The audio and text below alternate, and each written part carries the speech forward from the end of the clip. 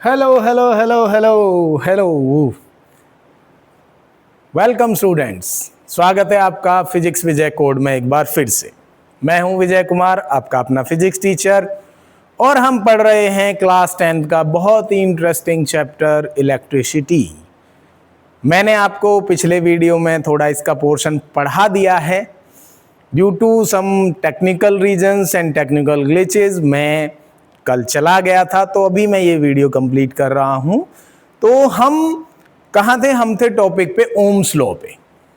तो Ohm's law basically आप सबने एक चीज ठान रखी है कि हम बस मेन पॉइंट पकड़ेंगे।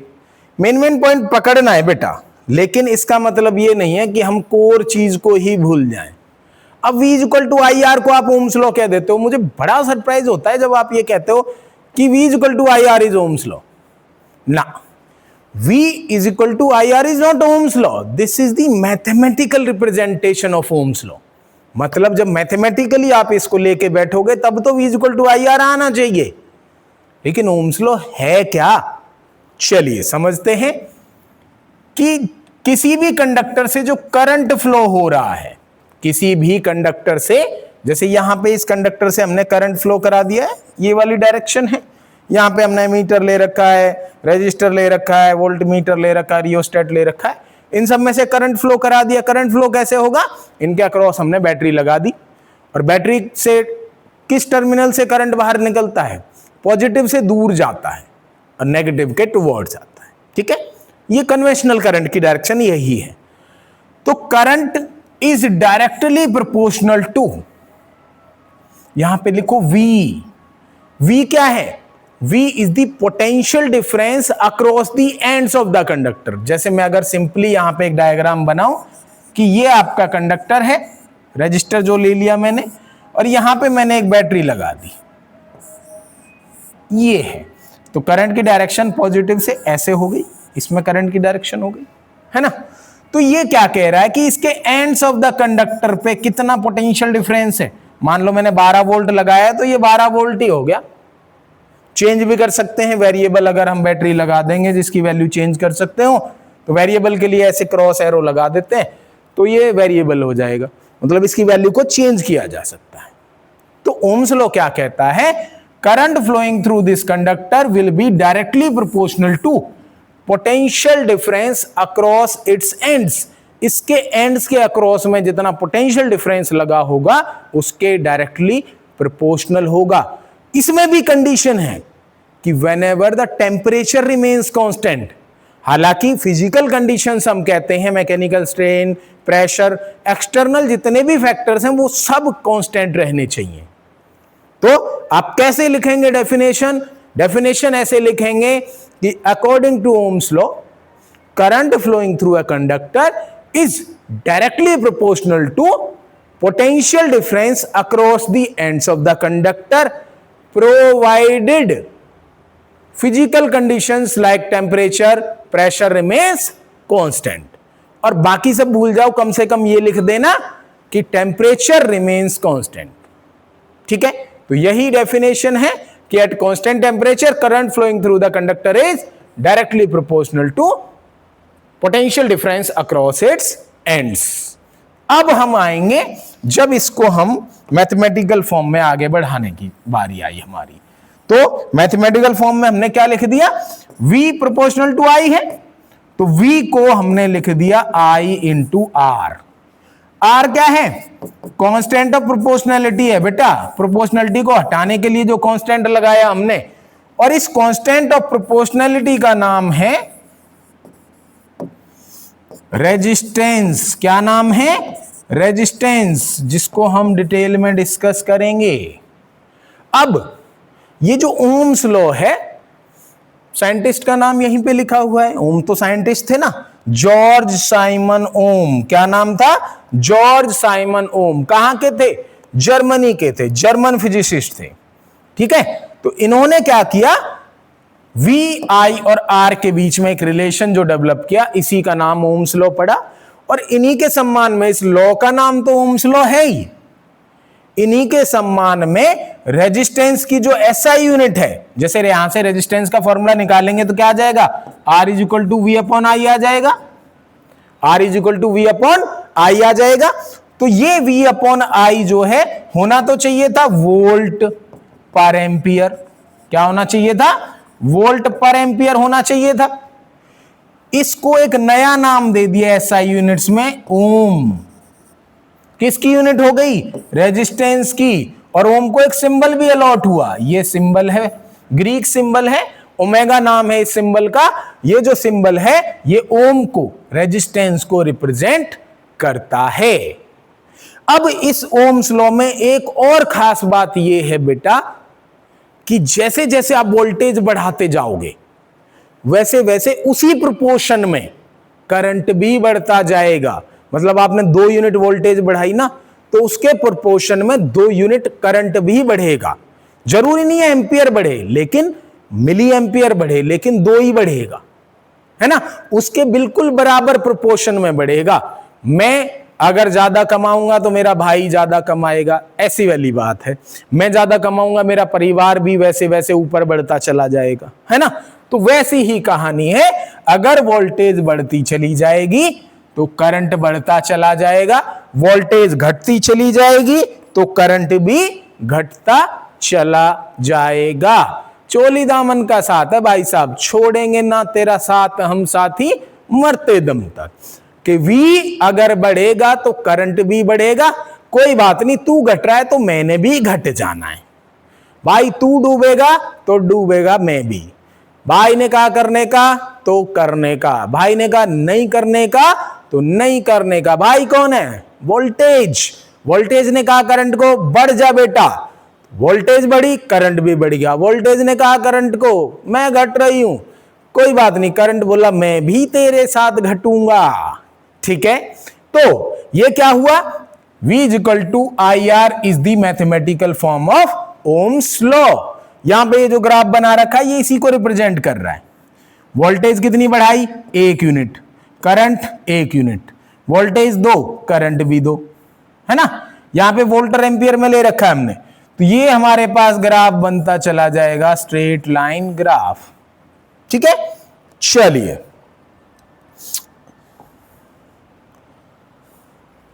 थोड़ा सा हमें रेजिस्टेंस को डिस्कस करने की जरूरत है। किसको डिस्कस करने की जरूरत है, रेजिस्टेंस को। मैंने अभी अभी V is equal to I R लिखा, तो R कितना आ जाएगा, अपॉन V अपॉन आई आ गया। यूनिट मैंने आपको बता दी, यूनिट क्या है, ओम यूनिट है। सिंबल क्या है, ओमेगा सिंबल है, ये वाला सिंबल आपको पता है। ठीक है, अब ये जो रेजिस्टेंस है ये आया कहां से, तो resistance is basically the property of the conductor. कहां से जनरेट हो रहा है, कंडक्टर से जनरेट हो रहा है। क्यों जनरेट हो रहा है भाई, रेजिस्टेंस क्यों जनरेट हो रहा है, तो रेजिस्टेंस है क्या, it is the opposition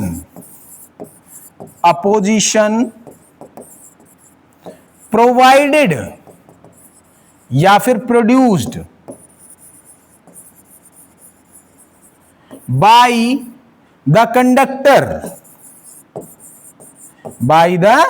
conductor काय में, in the flow of current. मतलब ये हुआ करंट के फ्लो में जो अपोजिशन प्रोवाइड करी गई है, किसके द्वारा, कंडक्टर के द्वारा, इसको हम क्या कह रहे हैं, रेजिस्टेंस कह रहे हैं। क्या कह रहे हैं बेटा, रेजिस्टेंस कह रहे हैं। तो रेजिस्टेंस की यूनिट क्या है, ओम यूनिट है। सिंबल क्या है, ओमेगा सिंबल है सर। ठीक है, V अपॉन आई के बराबर होता है। वोल्टेज को अगर करंट से डिवाइड कर देंगे तो रेजिस्टेंस की वैल्यू निकल आएगी। ठीक है, अभी हम इसको और डिटेल में पढ़ने वाले हैं, उससे पहले हम इसका थोड़ा सा ग्राफ देख लें, है ना। तो ग्राफ कैसे बनेगा, VI ग्राफ है। अभी अभी हमने ग्राफ डिस्कस किया है कि वोल्टेज और करंट के बीच में ग्राफ ड्रॉ करेंगे, और वोल्टेज और करंट के बीच में जो ग्राफ आना चाहिए वो कैसा आना चाहिए, वो स्ट्रेट लाइन ग्राफ आना चाहिए बेटा। क्या बताया था कि भाई ने बोला करने का तो करने का, भाई कौन है, वोल्टेज। वोल्टेज ने कहा बेटा 1 हो जा, तो 1 हो गया, 2 हो जा तो 2 हो गया, 3 हो जा तो 3 हो गया, 4 हो जा तो 4 हो गया। तो इनके अलग अलग पॉइंट्स जब हमने सारे ड्रॉ किए तो ये कैसा ग्राफ आएगा? स्ट्रेट लाइन ग्राफ आएगा। कैसा ग्राफ आएगा? स्ट्रेट लाइन ग्राफ आएगा। अब इस स्ट्रेट लाइन ग्राफ को तो हमने बता दिया कि ओम्स लॉ अगर वेरीफाई करना है तो V और I के बीच में एक ग्राफ ड्रॉ करेंगे। If the graph comes out to be straight line, Ohm's law is verified. लेकिन क्या हर बार ओम्स लॉ वेरीफाई होगा? The answer is no. Ohm's law is not a universal law. Fixed law नहीं है कि gravitational constant की तरह फिक्स हो गया, ना ना ना। ओम्स लॉ कैसा है? अब मान लो हमारे पास कोई ऐसा कंडक्टर है जिसमें ये ग्राफ ऐसा ना आके ऐसा आ गया, तो क्या ओम्स लॉ वेरीफाई हुआ? आंसर इज नहीं, ओम्स लॉ वेरीफाई नहीं हुआ। ओम्स लॉ कब वेरीफाई होगा?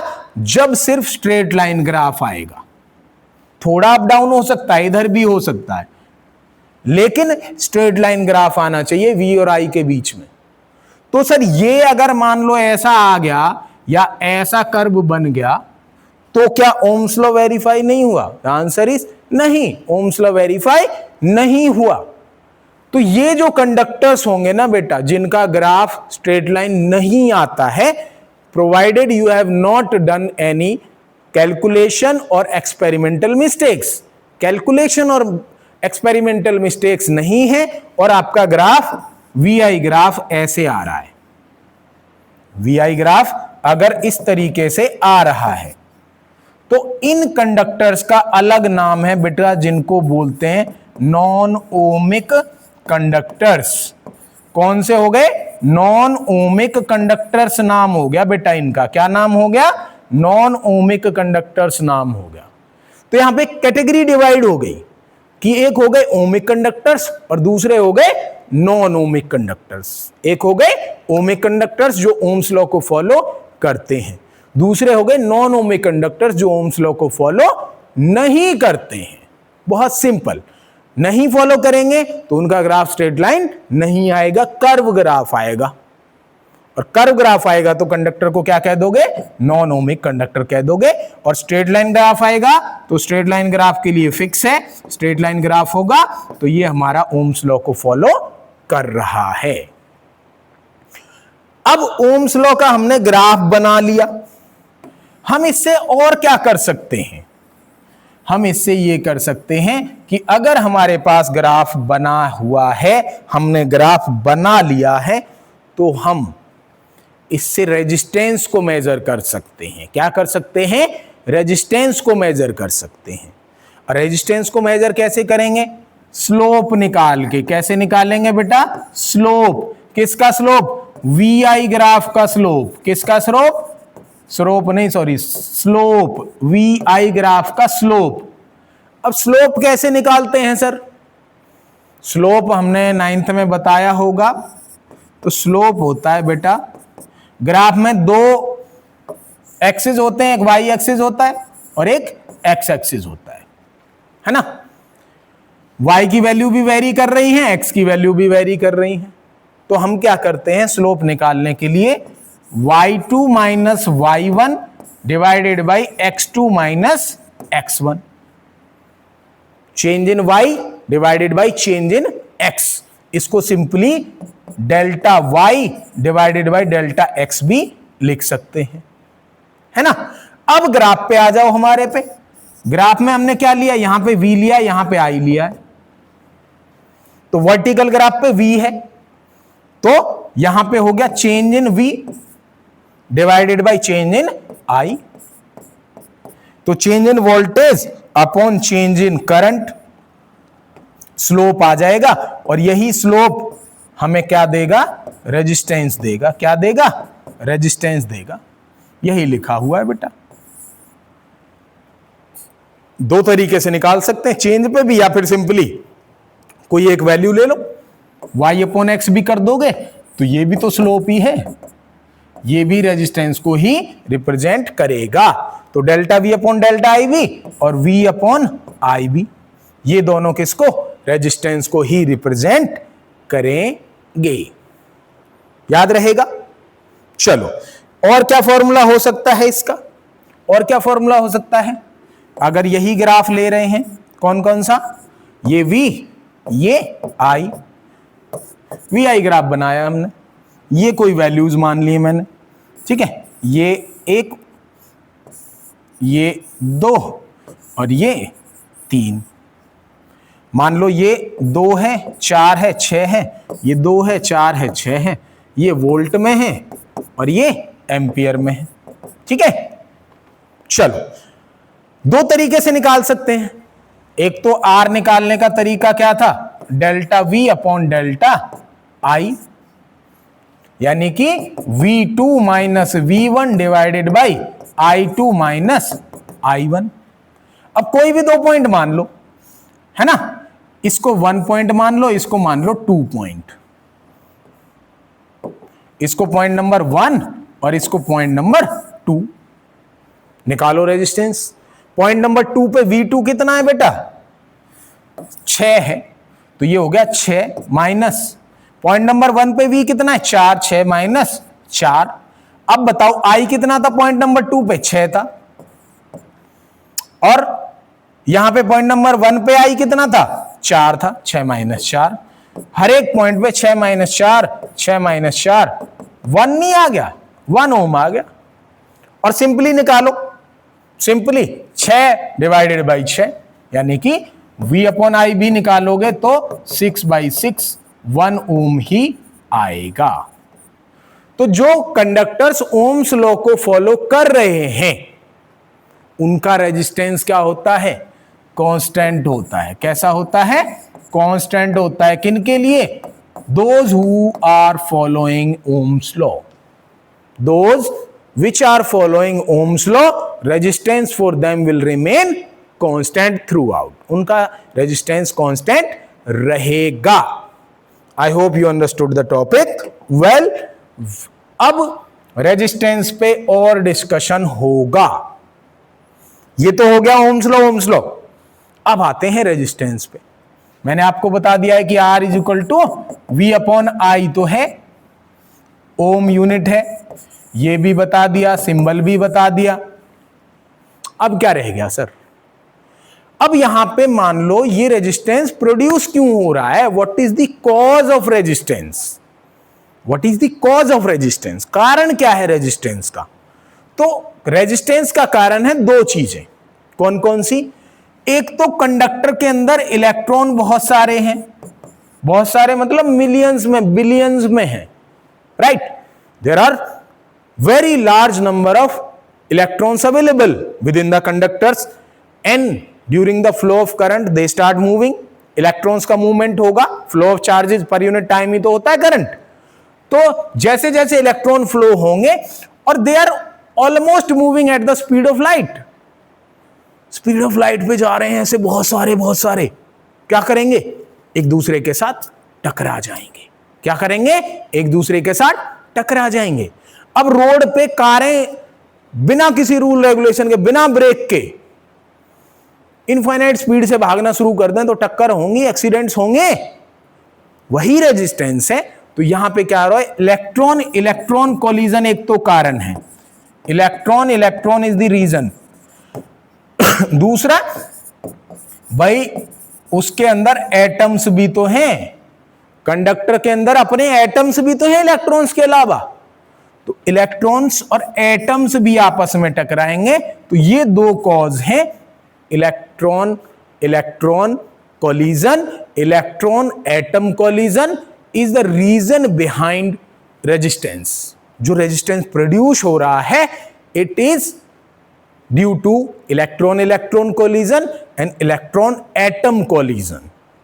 कारण पता चल गया। चलो अब देखो रेजिस्टेंस क्या करेगा? फ्लो ऑफ करंट को अपोज करेगा। अब जैसे फ्रिक्शन हमारे लिए नेसेसरी इवल था ना, वैसे ही रेजिस्टेंस तो आ गया, इसका फायदा भी तो उठा सकते हैं। It converts electrical energy to heat energy. किस में कन्वर्ट कर रहा है? हीट एनर्जी में कन्वर्ट कर रहा है। हीट का भी हमारा पूरा टॉपिक बाकी है। तो हीट जनरेट करेगा। तो क्या क्या हो सकता है, देखो बल्ब जलाते थे, जो येलो वाला बल्ब होता था बहुत ज्यादा हीट जनरेट करता था, है ना। इमर्शन रॉड हम यूज करते हैं, गीजर यूज करते हैं पानी गर्म करने के लिए। ये क्या, फ्यूज, घरों का चौकीदार कहते हैं इसको बेटा। फ्यूज नहीं होगा तो बहुत सारे अप्लायंसेस खराब हो सकते हैं। अब फ्यूज को एमसीबीज ने चेंज कर दिया, एमसीबीज बोलते हैं, ठीक है। तो एमसीबीज नहीं लगी होंगी तो हमारा जो सर्किट है वो खराब होने के चांसेस हैं, है ना। एकदम से करंट ज्यादा हो गया, डबल फेज लाइट आ गई तो भी समस्या हो जाती है। और resistors are used in circuit to provide required resistance. कई बार ये कलर्ड रेजिस्टेंसेस हम यूज करते हैं, सिंबल इसका तो वही जिगजैग जिगजैग है, बट ये एक्चुअल रिप्रेजेंटेशन है इसका, ये एक्चुअल में ऐसे होते हैं दिखने में, है ना। तो ये अगर किसी डिवाइस को कम करंट की जरूरत है तो हम उसके सीरीज में, पैरेलल में बहुत सारे क्या लगा देते हैं, रेजिस्टर्स लगाते हैं ताकि वो डैमेज ना हो। तो नुकसान तो है that it is opposing the flow of current, but benefits भी हैं, there are uses of resistance, right. चलिए, अब रेजिस्टेंस किन किन चीजों पे डिपेंड कर रहा है, on what factors does the resistance of conductors depend. बहुत सिंपल है, resistance is directly proportional to length of the conductor. Number one, length बढ़ेगी रेजिस्टेंस बढ़ेगा, लेंथ घटेगी रेजिस्टेंस घटेगा, simple. Inversely proportional to area of cross section, बेटा भूलना नहीं, area of cross section मैंने कहा है, एरिया नहीं कहा है। अब बताओ इसमें से एरिया ऑफ क्रॉस सेक्शन कौन सा है, तो एरिया ऑफ क्रॉस सेक्शन है बेटा ये वाला हिस्सा, ये मोटाई, ये जो मोटाई होती है ना बेटा, इसको एरिया ऑफ क्रॉस सेक्शन कहते हैं। मतलब मोटा वायर होगा तो रेजिस्टेंस कम होगा, पतला वायर होगा तो रेजिस्टेंस ज्यादा होगा। मोटाई को हमने एरिया ऑफ क्रॉस सेक्शन कहा है। ऐसा नहीं है कि लंबाई बढ़ गई तो सर ये तो कर्व एरिया भी तो बढ़ गया, तो एरिया तो बढ़ा, वो वाला एरिया हम नहीं काउंट कर रहे हैं। हम एरिया काउंट कर रहे हैं cross sectional area which is the thickness of the wire, है ना। थिकनेस ऑफ वायर बढ़ेगी तो रेजिस्टेंस घटेगा, ठीक है। चलिए, अब प्रोपोर्शनलिटी साइन को कंबाइन कर ले, पहले प्रोपोर्शनलिटी साइन कंबाइन कर लो, तो R is proportional to L by A, तो R is equal to rho, नया सिंबल आ गया, L divided by A। P बनाओ और इसको P को थोड़ा सा ऐसे नीचे से टेढ़ा कर दो, या फिर सिंपली ऐसे गोल बनाओ P, और ये रो, इस सिंबल का नाम है रो। क्या नाम है? रो। रेजिस्टिविटी ऑफ मटेरियल बोलते हैं, क्या बोलते हैं? Resistivity of the material. इसको भी हम अभी डिस्कस करेंगे। तो रेजिस्टेंस लेंथ के डायरेक्टली प्रोपोर्शनल है, एरिया ऑफ क्रॉस सेक्शन के इनवर्सली प्रोपोर्शनल है। तो यहां से अब हमारे पास हमें पता तो चल गया कि लेंथ पे डिपेंड कर रहा है, एरिया पे डिपेंड कर रहा है। इसके अलावा दो फैक्टर्स और हैं बेटा जिन पे डिपेंड करता है। One is temperature and other is nature of material. Copper का रेजिस्टेंस अलग होगा, एल्यूमिनियम का रेजिस्टेंस अलग होगा, सिल्वर का अलग होगा, गोल्ड का अलग होगा, है ना। तो मटेरियल डिपेंडेंट तो है ही, उसके अलावा टेम्परेचर डिपेंडेंट और है। अब सर ये टेम्परेचर डिपेंडेंट कैसे हो गया? टेम्परेचर डिपेंडेंट बेटा ये ऐसे हो गया कि R is equal to rho L by A तो है ही, साथ में मैंने अभी अभी बताया था कि इलेक्ट्रॉन इलेक्ट्रॉन कोलिजन की वजह से रेजिस्टेंस जनरेट होता है, इलेक्ट्रॉन एटम्स कोलिजन की वजह से भी क्या जनरेट होता है? रेजिस्टेंस जनरेट होता है। अब आप क्या कर रहे हो? टेम्परेचर को बढ़ा रहे हो। क्या कर रहे हो? टेम्परेचर को बढ़ा रहे हो, इंक्रीज कर रहे हो। टेम्परेचर इंक्रीज होगा, electrons will gain more energy, they will start moving very rapidly, और मिलियंस ऑफ जो इलेक्ट्रॉन्स हैं एकदम से ऐसे ऐसे ऐसे ऐसे करना शुरू कर देंगे, हड़बड़ाहट मच जाएगी, भगदड़ मच गई। जैसे होता है ना कई बार मंदिरों में, किसी बड़े मंदिर में बहुत भीड़ गई हुई थी श्रद्धालुओं की, हमारे जैसे कुंभ मेले में ही हुआ था। कुंभ मेले में बहुत सारी भीड़ गई और वहां पे कुछ हुआ और एकदम से भागना शुरू कर दिया, बहुत सारे लोग मर गए। तो यहां पे क्या हो रहा है, जैसे ही टेम्परेचर बढ़ेगा ना बेटा, है ना, टेम्परेचर बढ़ेगा, इलेक्ट्रॉन इलेक्ट्रॉन कोलिजन इतने ज्यादा बढ़ जाएंगे, इलेक्ट्रॉन एटम्स का कोलिजन इतना ज्यादा बढ़ जाएगा कि रेजिस्टेंस शूट कर जाएगा, इट विल इंक्रीज। ये तो हो गया टेम्परेचर की वजह से। मटेरियल में आपको बता चुका हूं कि मटेरियल की वजह से भी होता है। अरे सीरीज कॉम्बिनेशन पे आ गए सीधा। चलिए अभी हम इसी को डिस्कस करते हैं, रेजिस्टेंस कोई खत्म नहीं हुआ है ना। चलिए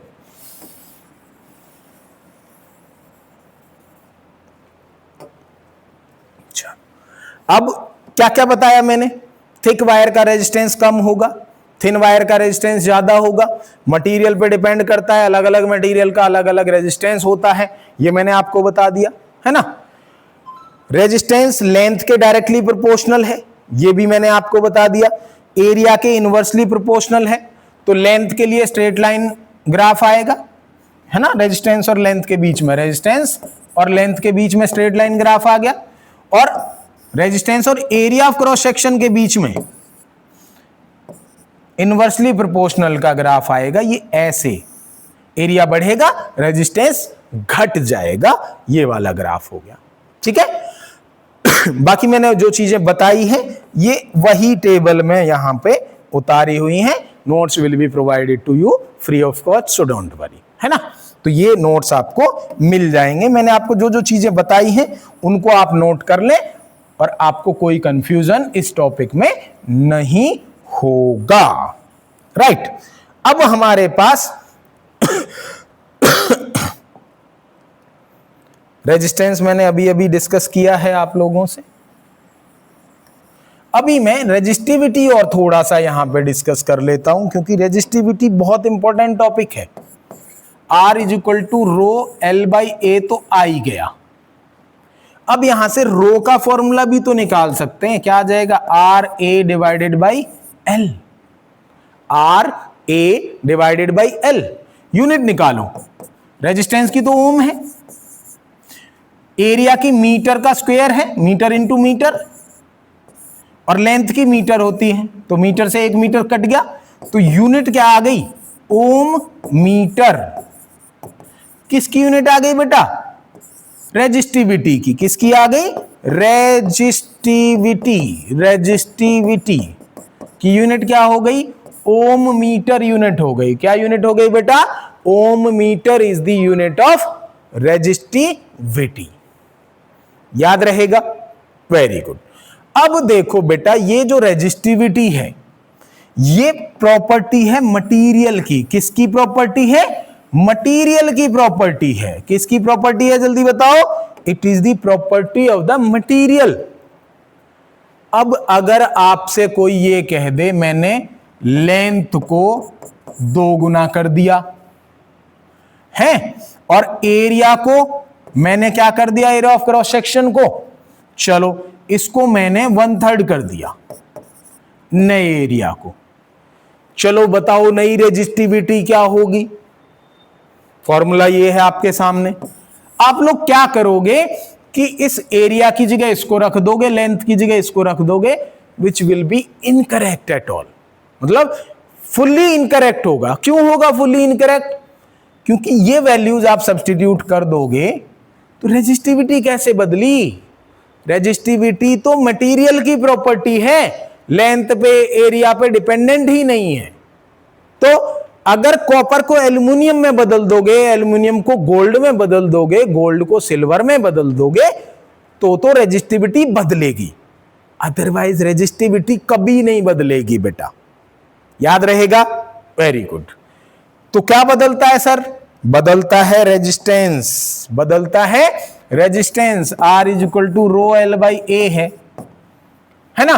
क्या करो, लेंथ को नया 2 गुना कर दो, एरिया को एज इट इज छोड़ दो या फिर बढ़ा दो, चलो एरिया को 3 गुना कर देते हैं, एरिया को 3 गुना। अब बताओ नया रेजिस्टेंस क्या होगा, तो नया रेजिस्टेंस आएगा बेटा रो एल की जगह 2 गुना कर दो, एरिया की जगह 3 गुना कर दो। तो ये आ गया 2/3 of row L by A. Row L by के ए बराबर था आर के, तो ये पहले रेजिस्टेंस का 2/3 गुना हो गया, है ना। नया रेजिस्टेंस जो है वो 2/3 गुना हो गया, बेसिकली लगभग 66.67% ऑफ दी ओरिजिनल रेजिस्टेंस घट गया। क्यों? क्योंकि एरिया को आपने ज्यादा बढ़ाया, लेंथ को कम बढ़ाया, है ना। तो रेजिस्टेंस लेंथ से, एरिया से, टेम्परेचर से, मटेरियल से, सबसे चेंज हो जाएगा। रेजिस्टिविटी सिर्फ टेम्परेचर से और मटेरियल से चेंज होगी, रेजिस्टिविटी का लेंथ से कोई लेन देन नहीं है।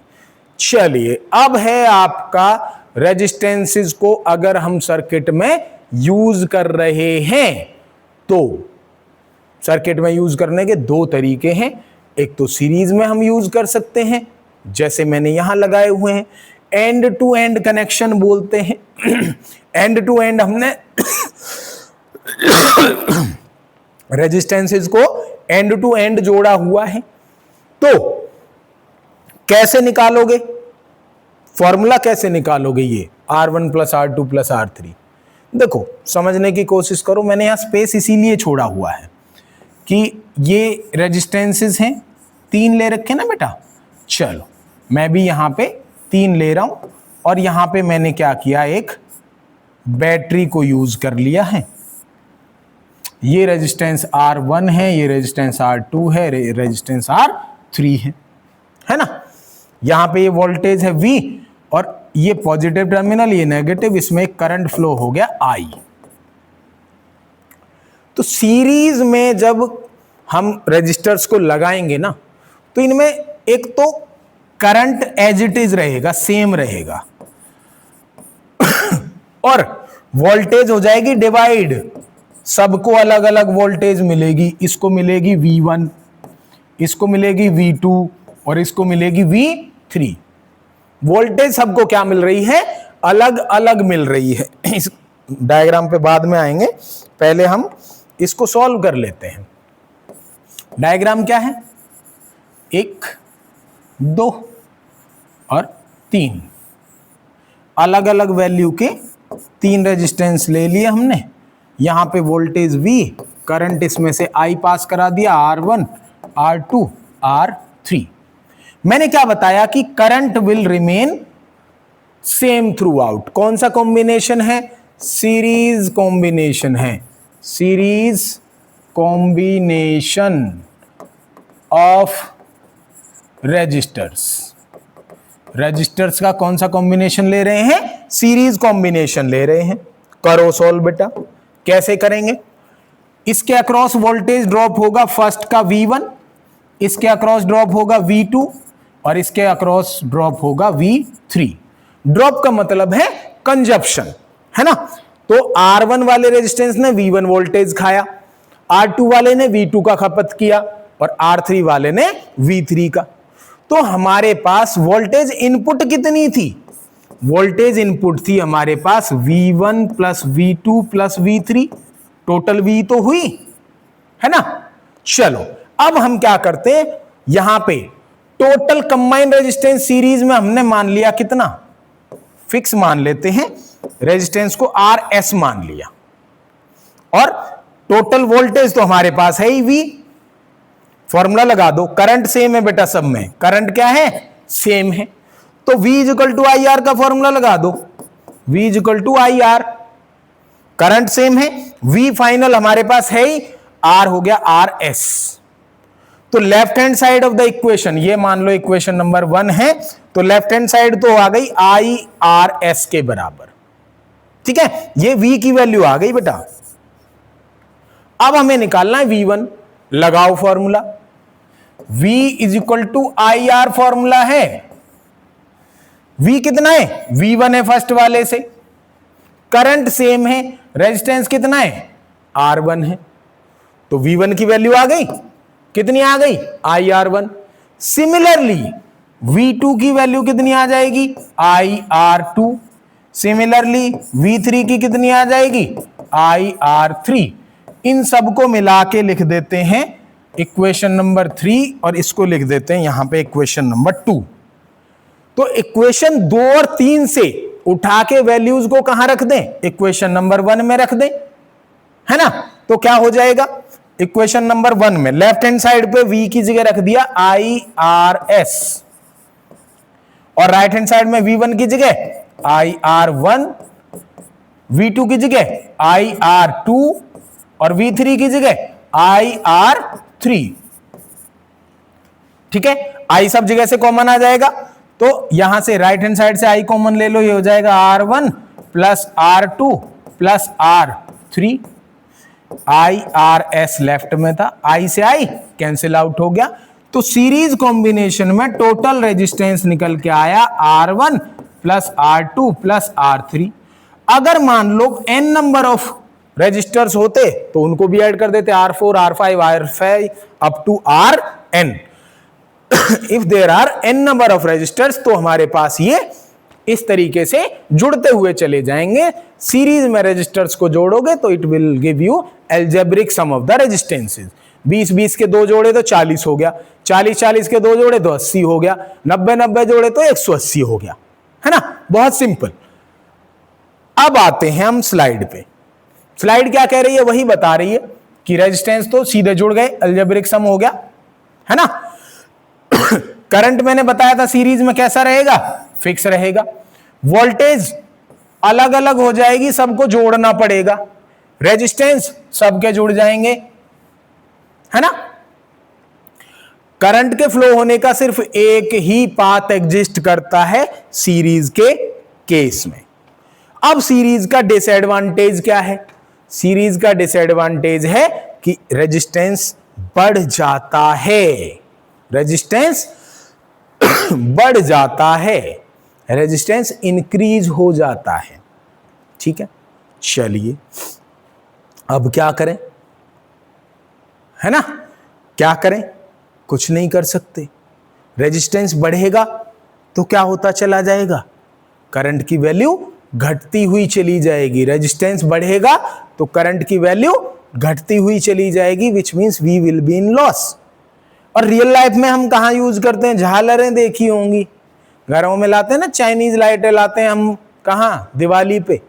ये जो झालरें लगी होती हैं सीरीज में जुड़े होते हैं, एक बल्ब को खराब हो जाने तो पूरी झालर खराब हो जाती है कि नहीं।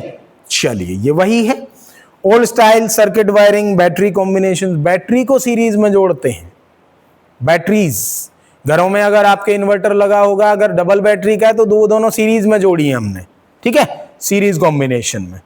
चलिए एग्जांपल में ले लिया है कि रजिस्टर 2 का है, 3 का है, 5 का है, सीरीज में जोड़ दिया तो 5 3 8 2 10, टोटल मिला के रेजिस्टेंस कितना हो गया, 10 ओम का रजिस्टर हो गया। चलिए ये स्लाइड भी खत्म हो गई बेटा। अब आता है आपका पैरेलल कॉम्बिनेशन। पैरेलल कॉम्बिनेशन की भी बात फिर से वही, इसको हम ऐसे ही डिस्कस कर लेते हैं। हमने क्या किया, यहां पे 1 2 और 3 पैरेलल में रेजिस्टर्स लगा दिए और ये वोल्टेज इनपुट दे दी V। अब इसको समझने की कोशिश करना, पैरेलल कॉम्बिनेशन का क्या मतलब है, और सीरीज में बता चुका हूं। देखो सीरीज कॉम्बिनेशन का मतलब है कि मेरा घर मान लो ऑन रोड है और वहीं से इलेक्ट्रिसिटी वायर्स निकल के जा रही हैं जो मेन लाइन आती है, ठीक है। मैंने क्या किया, अपनी केबल डलवा ली और मेरे घर में इलेक्ट्रिसिटी पहुंच गई, लाइट पहुंच गई। लेकिन मेरे पड़ोसी ने क्या किया, अरे भैया हमारे यहां भी जोड़ दो, तो मेरे यहां से उसने कनेक्शन ले लिया। उसने क्या किया, एक पड़ोसी को और दान कर दी, अपने पड़ोसी को और दे दी। तो पहले मेरे यहां आई, मेरे यहां से पड़ोसी के गई, पड़ोसी के यहां से तीसरे पड़ोसी के गई। यह सीरीज कॉम्बिनेशन मतलब यह हुआ कि एंड टू एंड कनेक्शन है, एंड टू एंड कनेक्शन। लेकिन अब क्या है, मैंने कह दिया नहीं नहीं मेरे यहां से नहीं दूंगा मैं। उसने क्या किया, अपनी केबल मंगवाई, अपनी केबल भी उसने वही मेन लाइन से जोड़ ली। फिर उसने तीसरे पड़ोसी को भी मना कर दिया, उसने भी अपनी वहीं से जोड़ ली। अब क्या होगा, मेरे यहां लाइट चली जाएगी तो उनके यहां जाएगी क्या? नहीं, पैरेलल में नहीं जाएगी। लेकिन पहले वाले केस में मेरी केबल फूक जाती तो उन दोनों की भी लाइट चली जाती। अब समझ आया सीरीज और पैरेलल। ये पैरेलल वैसे ही है, ये है आपका ट्रांसफॉर्मर मेन लाइन, ये हूं मैं, ये है पहला पड़ोसी, ये है दूसरा पड़ोसी, सब ने अलग अलग सेम वोल्टेज पे जोड़ लिया तो voltage will remain same, V V V. तो क्या बदलेगा? करंट बदलेगा बेटा। ये R1 रेजिस्टेंस, ये R2 रेजिस्टेंस, ये R3 रेजिस्टेंस, सबके घर की अपनी अपनी खपत है। तो पहले वाले में जो करंट जाएगा वो जाएगा I1, दूसरे वाले में जाएगा I2 और तीसरे वाले में क्या जाएगा? I3। सब में अलग अलग करंट जाएगा। क्या करेंगे? करंट को जोड़ लेंगे, I equal to I1 plus I2 plus I3। कर सकते हैं कि नहीं? कर सकते हैं भाई, क्यों नहीं कर सकते? तो अब फिर से वही किस किस की, इस I की वैल्यू निकालो। फॉर्मूला वही है, V इक्वल टू IR, कोई बदलाव नहीं है। I बदल रहा है, रेजिस्टेंस बदल रहा है। अब पैरेलल का टोटल रेजिस्टेंस RP ले लिया, लेकिन वोल्टेज कांस्टेंट है। तो on the left hand side I की वैल्यू कितनी आ जाएगी? V upon RP। इसको मानो इक्वेशन नंबर 1 और इसको मानो इक्वेशन नंबर 2। ठीक है, चलिए अब I1 निकालें तो I1 का फॉर्मूला क्या हो जाएगा? V अपॉन R1 नहीं हो जाएगा? V इक्वल टू IR है ना फॉर्मूला, तो V अपॉन R1 हो गया। सिमिलरली I2 कितना हो जाएगा? V अपॉन R2 हो जाएगा सर। और I3 कितना हो जाएगा? V अपॉन R3 हो जाएगा। इनको मान लो इक्वेशन नंबर 3, तीनों को मिला के। तो इक्वेशन 2 और 3 को फिर से इक्वेशन नंबर 1 में रख दो, इसको और इस सब को मिला के कहां रख दें? इक्वेशन नंबर 1 में रख दें, है ना। तो I की जगह क्या रखेंगे? V upon RP। I1 की जगह क्या रखेंगे? V अपॉन R1, फिर V अपॉन R2, फिर V upon R3। V common आ जाएगा तो टोटल रेजिस्टेंस आ जाएगा 1/RP is equal to 1/R1 plus 1/R2 plus 1/R3। इस बार इन्वर्ट करके जोड़ दिए, इनवर्स करके जोड़ दिए। ठीक है, सीरीज में तो सीधे जोड़ दे रहे थे 2 + 3 + 5 = 10, लेकिन इसमें क्या करेंगे? 1/2 1/3 प्लस 1/5, तब 1/RP के बराबर आएगा। जो वैल्यू आएगी वो रेजिस्टेंस हो जाएगा। सीरीज में रेजिस्टेंस बढ़ता है, पैरेलल में रेजिस्टेंस घटेगा। समझ आया? नोट कर लेना ध्यान से, ठीक है। चलिए, पैरेलल रेजिस्टेंस अब समझ आएगा आपको। पैरेलल में जोड़ लिए, वोल्टेज सेम रहेगा थ्रू आउट। वोल्टेज क्या रहेगा? सेम रहेगा थ्रू आउट। ये वोल्टेज सेम। चलिए, उसके अलावा रेजिस्टेंसेस में करंट अलग अलग हो जाएगा, I1 I2 I3 सब में अलग अलग। ये वोल्टेज लगाई है, वोल्टेज विल रिमेन सेम, क्योंकि पड़ोसी ने तार सीधे डाल लिया था ना बेटा ट्रांसफार्मर से या मेन लाइन से, है ना। तो कॉम्बिनेशन ऑफ रेजिस्टेंस हमारे पास आ गया 1/RP is equal to 1/R1 plus 1/R2 plus 1/R3। तो जब पैरेलल में रेजिस्टेंस जोड़ रहे हैं तो resistance of the combination reduces, कम हो जाता है। करके देखें, चलो करके देखते हैं। 5 ओम के 3 रेजिस्टेंस ले लिए, सीरीज में जोड़ा तो RS विल बी 15 ओम, सीधे जुड़ गया। पैरेलल करके देख लेते हैं बेटा।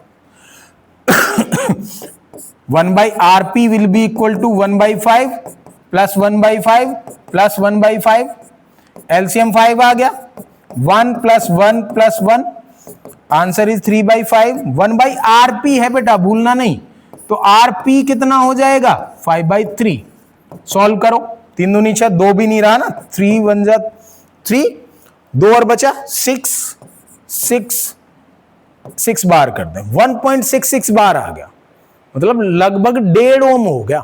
सीरीज में कंबाइन करने पे हो रहा था 15 ओम, इसमें कितना हो रहा है, 1.5 ओम हो जा रहा है। Resistance reduced to very large extent, resistance कम हो जाएगा। कब, पैरेलल में जोड़ने से। हमारे जो डोमेस्टिक सर्किट्स होते हैं ना बेटा, जो घरों में हम यूज करते हैं, वो पैरेलल सर्किट्स होते हैं।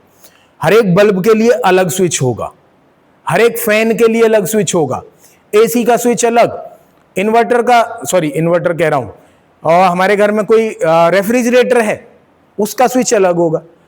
लेकिन मान लो सबका एक ही स्विच कर दें, तो आपने एक लाइट बंद की, पूरे घर में अंधेरा हो गया, फ्रिज बंद हो गया, टीवी बंद हो गया। वो सीरीज सर्किट का केस है। लेकिन पैरेलल में ऐसा नहीं होता। You can separately switch them off, switch them on as per your requirement. तो हमारे घरों में जो सर्किट यूज होते हैं वो पैरेलल सर्किट्स यूज होते हैं। ठीक है, पैरेलल में क्या हुआ, वोल्टेज रहा सेम, करंट क्या रहा, डिवाइड हो गया। याद रहेगा, चलिए, वेरी गुड।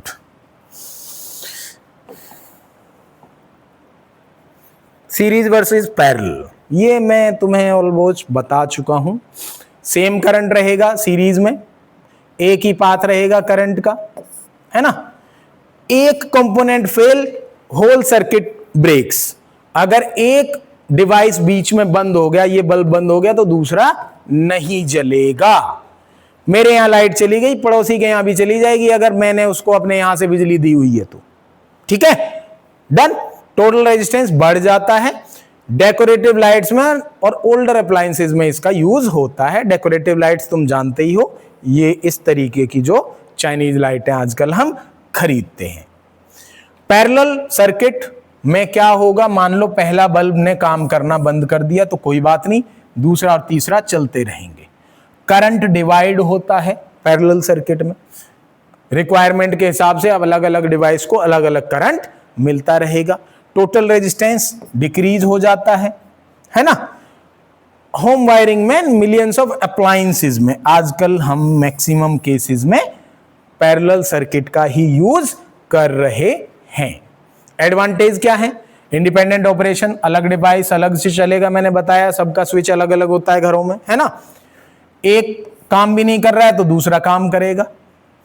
बेटर परफॉर्मेंस, सबको सेम वोल्टेज मिल रही है क्योंकि सबको एक ही जगह से जोड़ा हुआ है। Safe and efficient, ideal for modern home electrical appliances. तो होम की जो वायरिंग है वो कैसी होती है, पैरेलल होती है। ठीक है, चलिए, कंपैरिजन हो गया। एमीटर एक डिवाइस है जिससे हम करंट को मेजर करते हैं। क्या करते हैं, करंट को मेजर करते हैं। ध्यान रखना, मैंने अलग से इसलिए बताना जरूरी समझा क्योंकि आप लोग उतना ध्यान नहीं देते हैं। सर्किट में यूज तो कर लेते हैं, तो इंस्ट्रूमेंट है use to measure electric current in a circuit. इसको ध्यान रखना, सीरीज में लगाते हैं बेटा। कैसे लगाते हैं, सीरीज में लगाते हैं। कैसे लगाते हैं,